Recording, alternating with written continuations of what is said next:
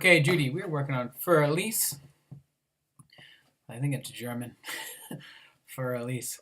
So a couple things I want you to take notice of, and I'm going to repeat a little bit of what I said in the lesson, but I think it helps. The song is in in first position.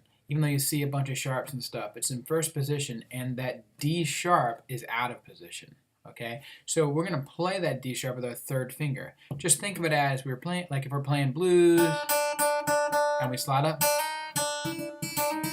it's really still in that first position. I just had to move my third finger out to play it.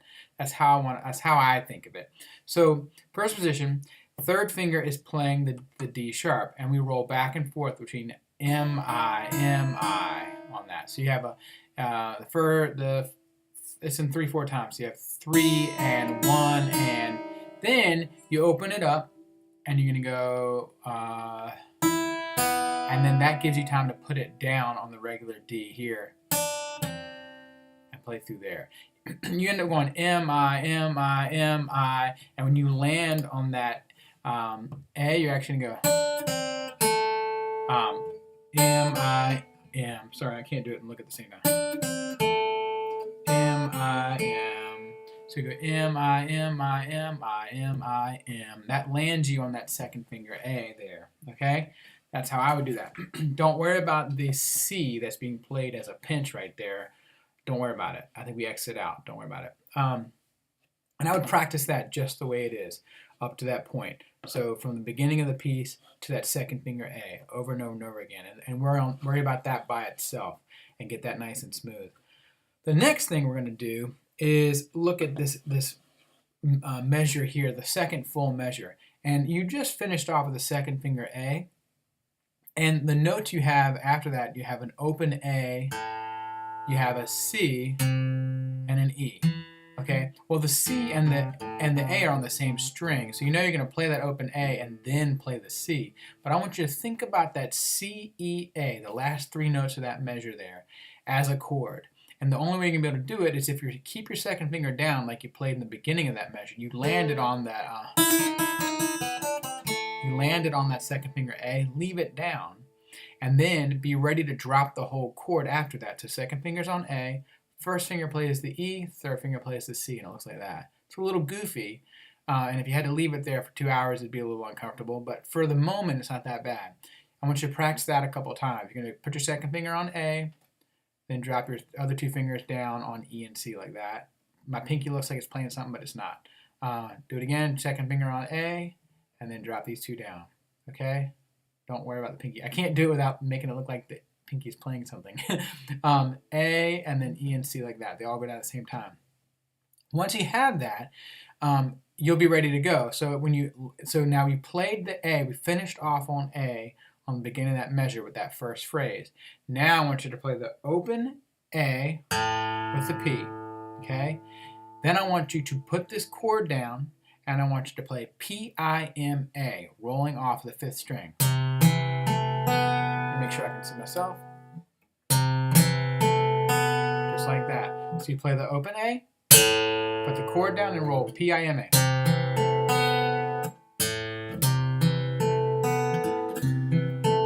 Just like that. Okay? So you ended up here.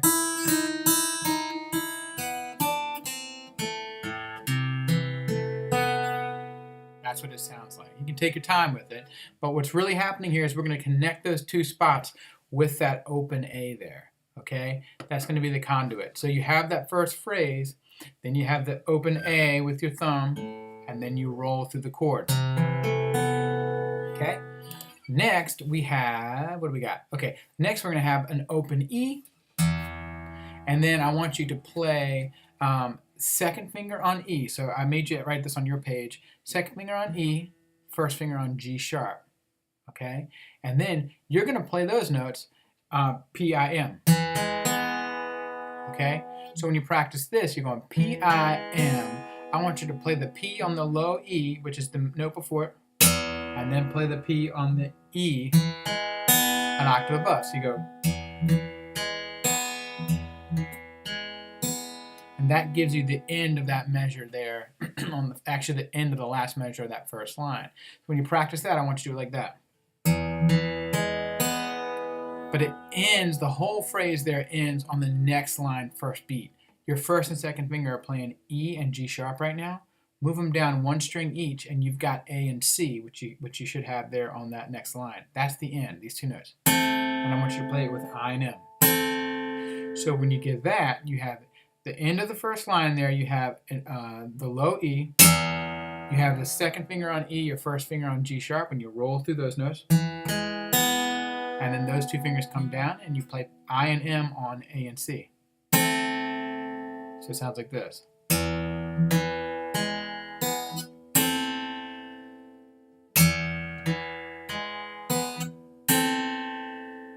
Okay? And that way, it gives you time, if you play it slowly, you can kind of work through and finesse those transitions. But if you think about it essentially as being really three parts. The first part,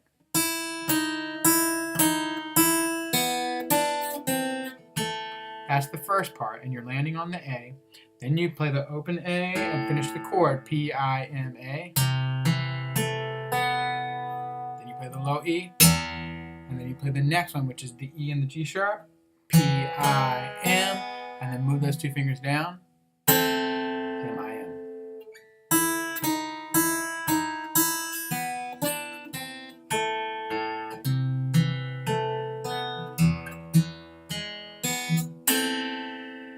Okay? Take it nice and slow, work on those different sections, and we'll work out the rest of it later. If you have any questions, let me know.